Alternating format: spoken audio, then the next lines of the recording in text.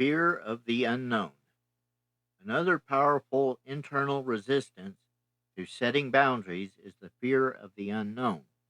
Being controlled by others is a safe prison. We know where all the rooms are. As one woman said, I didn't want to move out of hell. I knew the names of all the streets. Setting boundaries and being more independent is scary because it is a step into the unknown. The Bible has many stories about people called by God out of the familiar to an unknown land, and He promised them if they will step out on faith and live His way, He will lead them to a better land. By faith, Abraham, when called to go to a place he would later receive as his inheritance, obeyed and went, even though he did not know where he was going. Hebrews 11, verse 8. Change is frightening. It may comfort you to know that if you are afraid, you are possibly on the right road. The road to change and growth. One businessman I know says that if he is not totally frightened at some point in every day, he is not stretching himself far enough. He is very successful at what he does. Boundaries separate you from what you have known and what you do not want. They open up all sorts of new options for you. You will have mixed emotions as you let go of the old and familiar and venture out into the new. Think of a moment about the new and frightening developmental boundary steps that have opened up bigger and better worlds for you. As a 2-year old and stepped away from your mom and dad to explore the world. As a 5-year old, you left home to go to school, opening up possibilities of socialization and learning. As an adolescent, you stepped further away from your parents as content, as new competencies and possibilities emerged. As a high school graduate, you left college or got a job and learned to live on your own. These steps are scary indeed, but along with the fear, you stretched to new heights, possibilities, and realizations of God. Remember, and yourself and the world. This is the two-sided nature of boundaries. You may lose something, but you gain a new life of peacefulness and self-control. Here are some ideas that prove helpful. Number one, pray. No better antidote to anxiety about the future exists than faith, hope, and the realization of one who loves us. Prayer gets us in touch with the one in whom our security lies. Lean on God and ask Him to lead your future steps. Number two, read the Bible. God continually tells us in the Bible that He has our future in His hands and that He promises to lead us. The Bible is full of stories about how He has proven Himself faithful to others as He led them into the unknown. When I, Henry, was a college student faced with the uncertainty of a future, my favorite verse was, Trust in the Lord with all your heart and lean not unto your own understanding. In all your ways submit to Him, and He will make your path straight. Proverbs 3, verses 5 through 6. Memorizing scripture verses will give you comfort when you face the unknown. It will remind you that God is trustworthy. Number three, develop your gifts. Boundaries create independence of functioning. We cannot feel good about our independence if we are not developing skills and competencies. Take classes, gain information, get counseling, get more training and education, and practice, practice, practice. As your skills develop, you will have less fear of the future. Number 4, lean on your support group. Just as a child who is learning boundaries needs to look back and check in with her mother for refueling, so do adults.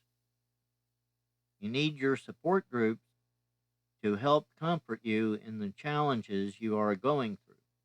Lean on them, gain strength from them.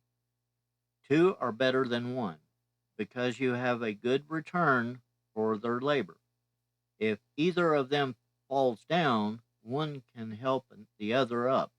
Ecclesiastes 4, verses 9 through 10. Remember, as the disciples were about to embark on the unknown, Jesus prayed for their unity, oneness, love of each other and God. John 17. Number 5, learn from the witness of others.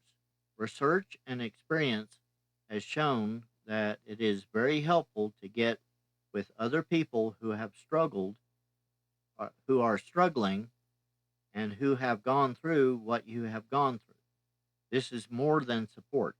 It is being able to hear the stories of people who have been there, who have been scared, but who can witness to the fact that you can make it. Listen to their trials, about how they have been in your shoes and how God was faithful to them. 2 Corinthians 1, verse 4. Number 6, have confidence in your ability to learn. There is nothing that you are presently doing that you did not have to learn. At one time, the thing you are now able to do were unfamiliar and frightening. This is the nature of life. But the important thing to remember is that you can learn. Once you realize that you are able to learn new things and handle new situations, you cease fearing the future. People who have strong fears about the unknown have a strong need to know everything beforehand. And no one ever knows how to do something before they do it. They go and learn it. Some people have confidence in their ability to learn, and others don't. If you can begin to learn that you can learn, future unknowns look totally different. Many depressed people suffer from a syndrome called learned helplessness, in which they have been taught that whatever they do will make no difference on their outcome. Many dysfunctional families caught in destructive cycles reinforce this in their children. But when you grow up and see that other options, that will make a difference. You do not have to stay stuck in the helplessness you learned at home. You can learn new patterns of relating and functioning. This is the essence of the personal power God wants you to have. Number 7, rework past separations. Often, when you have to make a change or go through a loss, you find that your fear or sadness seems greater than the situation warrants. Some of these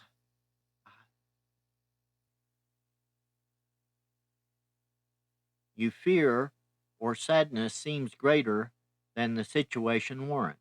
Some of these heightened emotions may come from past separation or memories of change.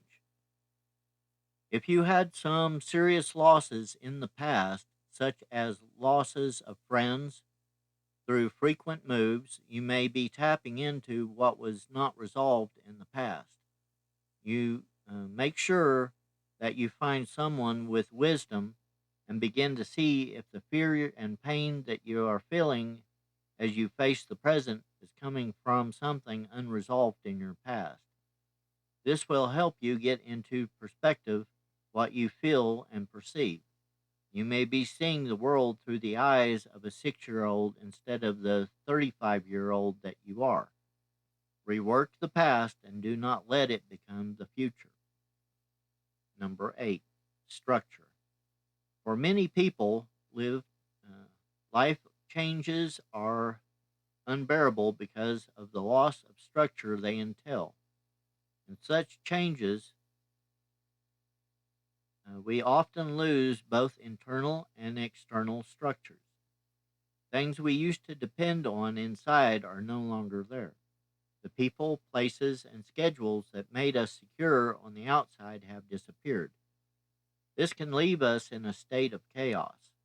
Creating internal as well as external structure will help in these times of reorganization. Internal structure will come from creating boundaries.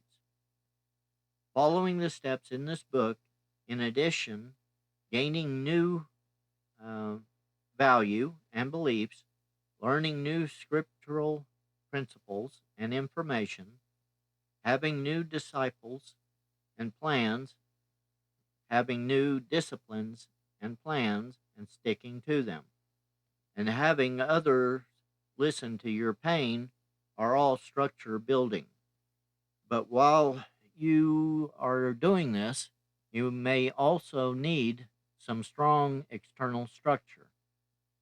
Set a certain time every day to call a friend, schedule weekly meeting times with your support group, or join a regular Bible study or a 12-step support group. In chaotic times, you may need some structure around which to orient your new changes. As you grow and the change is not overwhelming, you can begin to give up some structure. Number 9, remember what God has done. The Bible is full of God reminding his people of the things he has done in the past to give them faith for the future. Hope is rooted in memory. We remember getting help in the past, and that gives us hope for the future. Some people feel so hopeless because they have no memory of being helped in the past. Remember yourself of what God has done and who he is. If you have been a Christian for a long time, look back into your life and remember how he has intervened, the situations from which he has delivered you, the way that he has come through for you. Listen to others. Remember the grace he has shown us in his Son. He did not do that for nothing. He did it for our redemption and future. If he has let you down, or it seems that he has never done anything for you, allow him to start now. Many times God has allowed terrible things for a long time before delivering his people. We do not know God's timing, but if we have started in recovery now, he is moving in your life. The time of your deliverance is near. Hang on and let God do for you what he has done for so many. So do not throw away your confidence. It will be richly rewarded. You need to preserve so that when you have done the will of God, you will receive what he has promised. Hebrews 10, verse 35 to 36.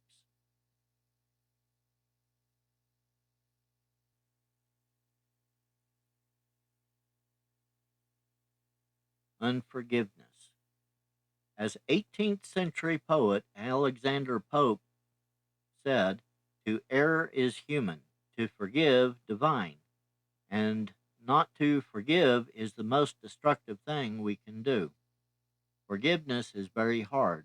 It means letting go of something that someone owes you. Forgiveness is the freedom from the past. It is freedom from the abusive person who hurt you. The Bible compares forgiving people to releasing them from a legal debt. When a debt is incurred, when people trespass on your personal property, real owing occurs. You have on the books of your soul an accounting for who owes you what.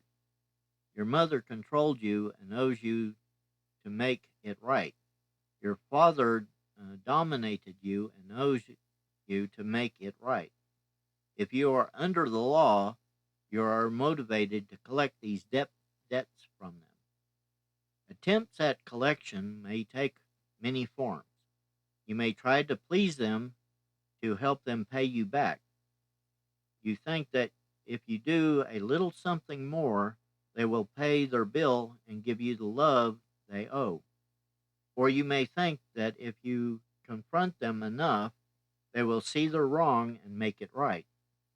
Or you may feel that if you convince enough people of how bad you've had it and how bad your parents were, that will somehow clear the account. Or you could take it out on someone else, repeating the sin that they did uh, to you on someone else or on them, or even the score, to even the score. Or you could continue to try and convince them of how bad they are. You think that if they just understood, they would make it better. They would pay what they owe. Nothing is wrong with wanting things to be resolved. The problem is that things will get resolved in one way. Uh,